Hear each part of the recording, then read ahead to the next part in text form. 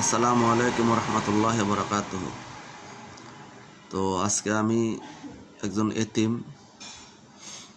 গতকাল 23 নভেম্বর রাত 6:25 আমার মা, আমার সবচেয়ে দামি সম্পদ। পৃথিবীতে মায়ের চেয়ে দামি সম্পদ আর কিছু আছে কিনা আমি জানি না। এই সম্পদ আমি হারিয়ে ফেলছি। তো আমার বাবাও তার আগে মারা গেছে, কয়েক বছর হয়েছে। আমার মাও আমাকে ছেড়ে চলে গেছে। আমি একজন এতিম। আজকে আপনাদের সবাইকে বলবো, যাদের মা আছে, বাবা আছে, তাদেরকে আপনারা অনেক সম্মান করবেন, অনেক গুরুত্ব দিবেন।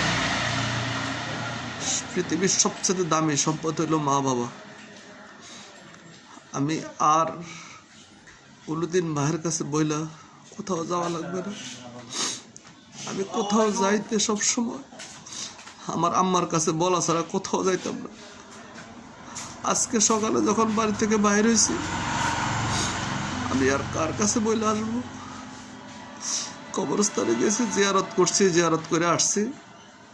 তো আমি একজন এতিম হিসাবে দোয়া করি, আল্লাহ যেন সকল মা বাবাকে, যারা হায়াতে আছে তাদেরকে দীর্ঘ সুস্থ নেক হায়াত দেয়, আর যারা দুনিয়া ছেড়ে চলে গেছে তাদেরকে যেন আল্লাহ জান্নাতের উচ্চ মাকাম দেয়। সবাই আমার মায়ের জন্য দোয়া করবেন। আমি একজন মা পাগল ছেলে। আমার সব এক ছেলে, আর আমার মা ছিল এক ছেলে। আমার মা আমাদের জন্য, আমার ভাই বোনদের সকলের জন্য অনেক দোয়া করে গেছে। আমি মনে করি আমার মা অত্যন্ত ভাগ্যবান। যতক্ষণ উনি হায়াতে ছিল ততক্ষণ ওনার জিকির, ওনার তসবিহ, ওনার দুরূদ শরীফ পড়া বন্ধ ছিল না। আপনারা সবাই আমার মায়ের জন্য দোয়া করবেন।